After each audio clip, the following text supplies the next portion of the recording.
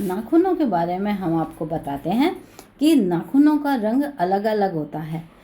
कई बार नाखून आपको गुलाबी दिखाई देते हैं। गुलाबी नाखून स्वास्थ्य के अच्छे प्रतीक होते हैं और कई बार गुलाबी से ज़्यादा बढ़ कर के यह रक्त कलर या लाल रंग के नाखून होने लगते हैं।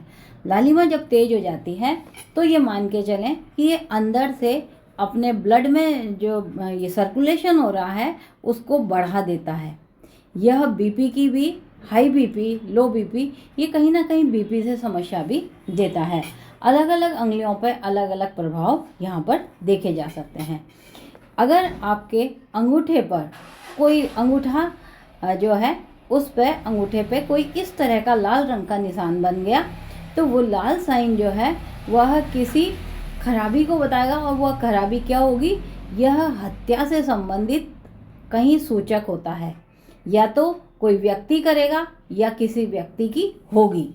ये जरूरी नहीं होता है कि क्रोध में आकर के, यानी लाल जो रंग है वो क्रोध का प्रतीक होता है जिसमें कि रक्त तेजी से बहने लगता है और व्यक्ति अपने ऊपर भी कई बार नियंत्रण खो देता है।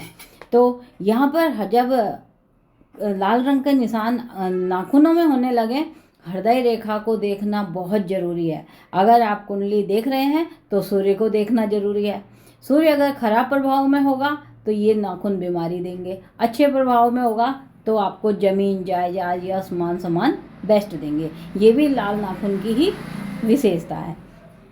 अब अगर आपकी तर्जनी पर लाल रंग का निशान आ जाए, ये है अपनी तर्जनी, अगर इस पर कहीं पर अब यहाँ पर आया है, स्टार्ट हुआ है, तो ये समझें कि अभी जस्ट चालू हुआ है, मध्य में आएगा तो 3 महीने बीत गए, और अगर यहाँ है तो अब ये जाने वाला है। तो अगर तर्जनी पर लाल रंग का निशान हो तो ऐसा व्यक्ति क्रोधी होता है। अब क्रोध में वो किसी मन में बात को दबा लेता है, डायरेक्ट वो बदला नहीं लेता क्योंकि गुरु की अंगुली है। और वहाँ पर वो क्या करता है कि क्रोध में जब वो किसी बात को मन में लगा लेता है तो वहाँ पर वो बदले की भावना को बढ़ा देता है।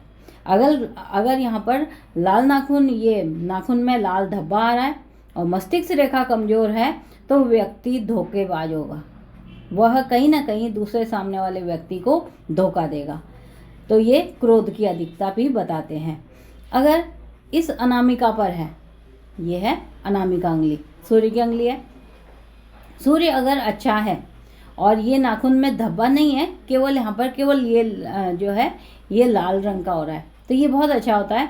ऐसे व्यक्ति जमींदारी काम में या फिर जिनके पास बहुत सारी भूमि होती है, सरकारी ठेके मिलते हैं, उन लोगों के लिए यहाँ पर लाल नाखून बहुत उत्तम होते हैं। लेकिन अगर यह अंगुली अच्छी तो है, सूर्य रेखा कमज़ोर हो रही है या सूर्य खराबी में है और लाल धब्बा आ गया, तो वो लाल धब्बा यहाँ पर क्या देगा?